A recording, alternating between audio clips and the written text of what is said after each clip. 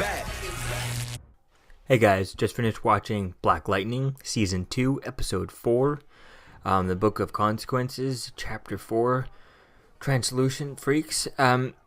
These are pretty interesting episode. We start off, we have Jennifer in her kind of dream training type thing. She's kind of fighting Khalil. At first, I was like, whoa, it looked pretty real, but then I obviously knew it was a dream right away just because of, how she was fighting with Khalil, and it's like, wow, she knows how to do stuff, which, it seems to me she would have some sort of training a little bit from her father type thing, just basic, defense stuff type thing, just really get away from an attacker type thing. It would make sense that he would have taught her a little bit of that, but not to the point that she was in her dream, right? So I think that was really cool seeing that fight. I remember seeing that in the trailer, and it was kind of disappointing that it was in like that. I was hoping to be, actual in real life to see her maybe fight a little bit, but, she wouldn't have that much skills, and he's a lot stronger than her, even if she had control of her powers, which she doesn't really have control of her powers yet. So we see that, and then we see that Tobias Whales has spent 2 days in interrogation, so obviously by the end of this episode he's get let out because they only have 24 hours to hold him, and they don't have anything to really hold him with, which I don't understand. Why did they go and why did Henderson go and arrest him if they had nothing on him? If all their information got destroyed and stuff, then what did he go and charge him in the first place? If they had all that information beforehand, before the cop that Tobias Whale had control of and then shot in the last episode, why didn't they go after him then when they had the evidence before it was destroyed? There's all kinds of stuff that just kind of doesn't make sense right there. I guess he was just unavailable, or he was in hiding, right, and they were waiting to find him.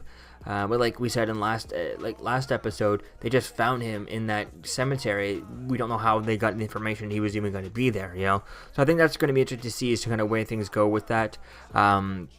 But it's just kind of like there's missing pieces from there. So that was kind of interesting. And then we see that Anissa ends up leaving the house because when Jefferson Pierce finds out that she's kind of been stealing the money from the rich, giving it to the stealing money from the criminals and giving it to the church and stuff.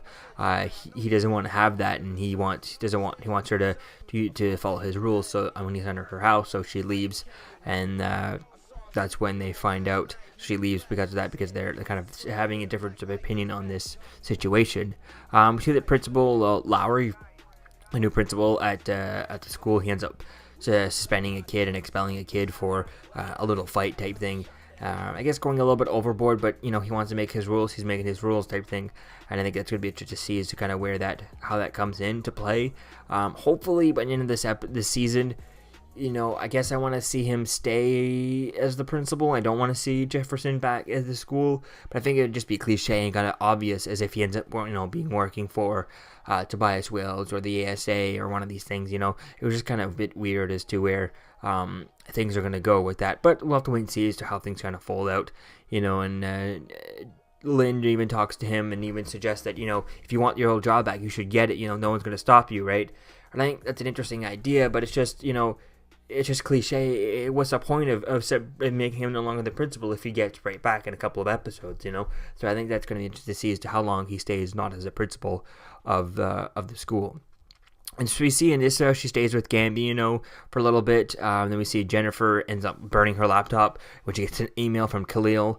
She ends up destroying her laptop because it's obviously setting off her emotions. And early on, when she was during the dream training type thing, she was putting her emotions in the box, and I guess she didn't get them all in there just quite yet. They were still kind of there. And that's when we see Wales ends up giving, we end up going to see Wales in prison, and he gives the okay to other criminals to attack the free clinic on his streets.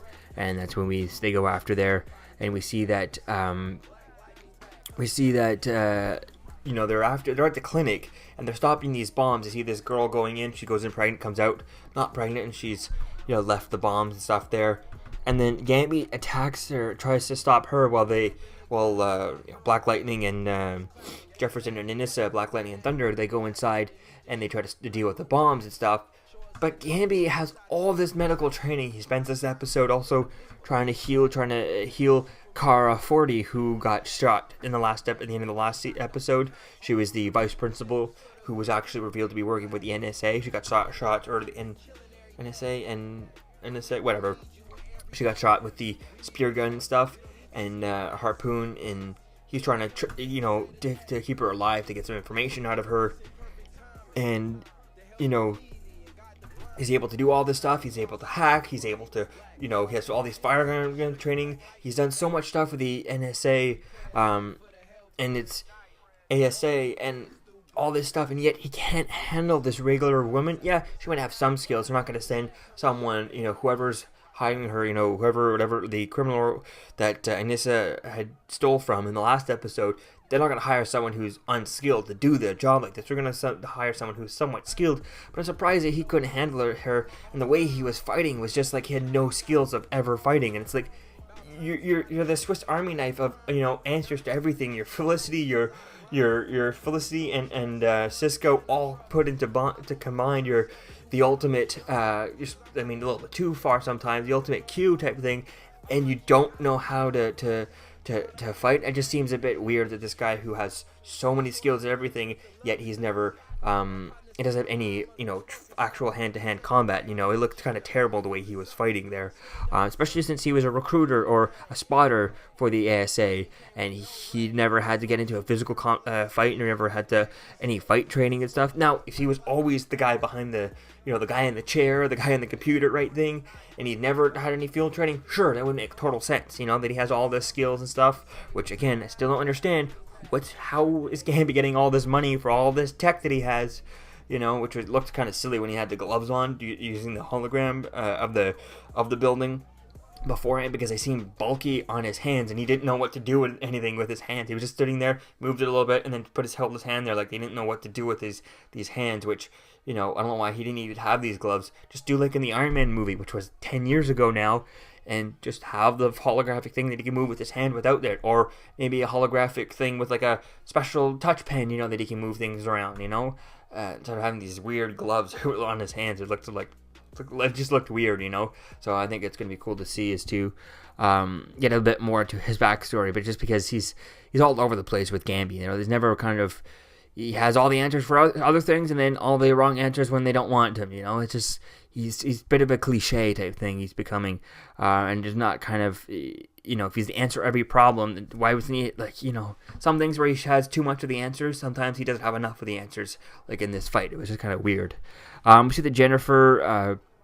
We see that Jefferson later on, he tries to testify against Tobias Wells to keep him in prison, but he can't testify because he lied back as a kid when Gambi made him lie, so that he and then Gambi also destroyed all the evidence saying that he was there, and also saying that to keep him safe from Tobias Wells back in the day. So I think that's interesting with that, and I'm surprised someone like Gambi never thought of to keep it. Oh, let me keep him safe now, and let me hold on to this stuff for a future reference in case he's going to need that. Like, Gambi has been doing this for a while now. Why didn't he keep any of that stuff to tie Jefferson to the crime scene, to Wales? Keep something on Wales just in case. It seems to me that he didn't put it far away or hide it somewhere. I don't know why he didn't keep anything stuff like that. This kind of doesn't make sense to me, since he usually seems like the type of guy who would keep that stuff, but I guess he didn't. We see that Carrier 48 ends up dying, and she gives Gambi a cell phone. I guess it has information about Tobias Wells on there, or what's in the briefcase, and it seems like Gambi has an idea what's in the briefcase, but we have no idea yet what's in there, so we'll have to wait and see what that is. Hopefully it could be something interesting to see as to where things go with that in the briefcase and the phone. Hopefully it's something incriminating. We'll have to wait and see as to where things go with that. I doubt it will, because we're only episode 4, and we're probably going to get 10 episodes if I'm not mistaken for this, maybe even 16 if I'm correct. I think it says 13 here, but we might get a bit more.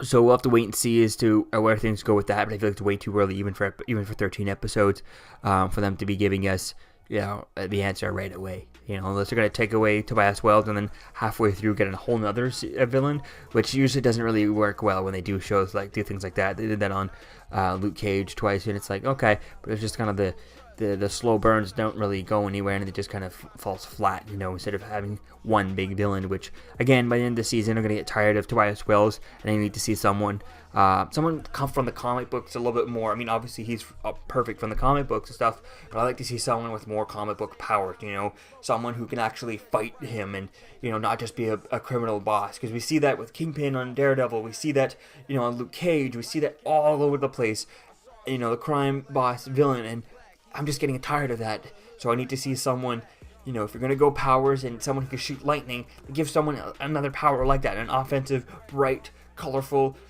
wacky, crazy, super villain power rather than just a superhero fighting a real life mob boss. We've seen that a bit too much, and I want to see something different. So I can't wait to see as to where things go by the end of this season, as to how Tobias Wells is still around, or lock him up in a prison, leave him there forever, don't touch him back for at least 3 or 4 seasons. So they decide, Jefferson and Lynn decided to end up homeschooling Jennifer because she blows up her laptop and burns it, and they can't have her going to school and just, burning down the school, exposing herself. The ASA is still looking for people. Even Lynn has, she loses another child from the pods and stuff, and the person she's working with, Dr. Jace, Helga Jace, she was the original one. She was the criminal who was arrested for it back in the day, and she was the one who is working on this stuff, and she's like, yeah, everything's going on,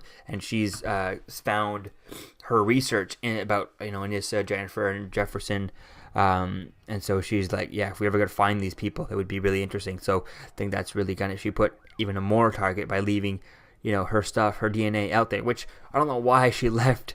If she brought in Jefferson, Jennifer's, and Anissa's DNA to the lab, why would she leave it there? Even if they didn't have this ex-criminal, this con, who's working for them, she couldn't let any one of her other regular scientists, who are not criminals, look at that, so it just doesn't make sense. Before, the other lab seemed a bit okay since it was her lab, she was running it completely, but even that, it didn't make sense as to where to leave that out, and especially when she started hearing that someone, a convict is going to come in and help her. Why didn't she put those things and hide them away? It doesn't make sense as to why she would do that, and why she would, if she's going to bring the stuff in, do the little test, and then destroy that sample. She can get more. She lives with them all, right? She doesn't need to keep samples of their DNA, of their blood around, because she can get it anytime, right? So why would you leave that lying around like that? That's just kind of silly on her part. We see that Jennifer at the end of the episode ends up texting Khalil back and meeting him at the school, and that's where we end with them. So that's going to be cool to see as to where their relationship goes, and how things continue with that. Hopefully, I'd like to see an actual fight between the two of them, or maybe he does something a bit too far. I think it's really going to be cool to see as to where things kind of go with that relationship, and how things are going to manifest with her powers. And so far, we haven't seen anything, no development on her powers just yet. She started in the last episode, she was able to kind of shock her sister a little bit, but no more than that. So I can't wait to see as to where she can kind of ramp up a little bit more with her powers, and maybe have them go. Now she's kind of a little bit of control, but not more suppressing her powers than controlling them. So I think it would be cool to see her, now that she's suppressed her powers, then I think she needs to learn to trigger her powers. If she can learn to trigger her powers, then she can learn to stop them. So I think this is where she needs to be trained. And I think that's where I'd like to see her go with her powers, so she can move on and stop staying in this loop of she can't do anything. She's mad at her parents for keeping her at home and not letting her go anywhere. Well, that's because she can't control her powers. If she learns to control her powers, learns to how to do them, it'd be cool to see that. Even if her father won't train her, her sister won't train her, Gambi would probably train her, and her sister Anissa would probably train her too, although they have very different powers, so it's probably different. I don't know how much Anissa can help with that, since Jennifer has an offensive power, whereas Anissa has a more of a defensive power type thing, so it's a very different, since she just holds her breath and it works. So there's no simple trigger like that for Jennifer. So I think that would be something to see her use it herself. Maybe learn to just, have some soda pop cans to try to shoot them down, or different things like that to try and doing different stuff. To see find out the differences to what exactly her powers is. Is it just lightning? Is it fire? I'm pretty sure it's fire from the comic books. But I think it'd be interesting to see is to kind of to see her try and learn it, and even trying to learn it on her own. Or maybe I think it would be interesting to see is if Khalil helps her train with that. Maybe he decides to help her control this, to let her out. He wants to be able to see her more, and so if they start training together, that could be an interesting idea to see where things go with that. And then Wales finds out about that he's working with her, and he tries to attack her. And I think that could be something interesting to kind of take that thing away from trying to take it away from her type thing. And maybe Khalil is probably going to be the way that Tobias finds out that Jennifer Pierce is Black Lightning via Jennifer and all that stuff. So I think that could be interesting to see as to where things go from all of that. So all in all, I'm kind of excited to see as to where things go with Jennifer and her powers. So let me know what you think, guys, about this episode in the comments below. Season 2, Episode 4 of Black Lightning. And I'll see you guys in the next video. Peace out. I'm Captain America, here to talk to you about one of the most valuable traits a soldier or student can have. Subscribing. Sometimes subscribing is the key to victory. Sometimes it leads to very little, and it seems like it's not worth it. And you wonder why you waited so long for something so disappointing. How many more of these? You're still here. Don't forget to like, comment, and subscribe, guys. Peace. It's over.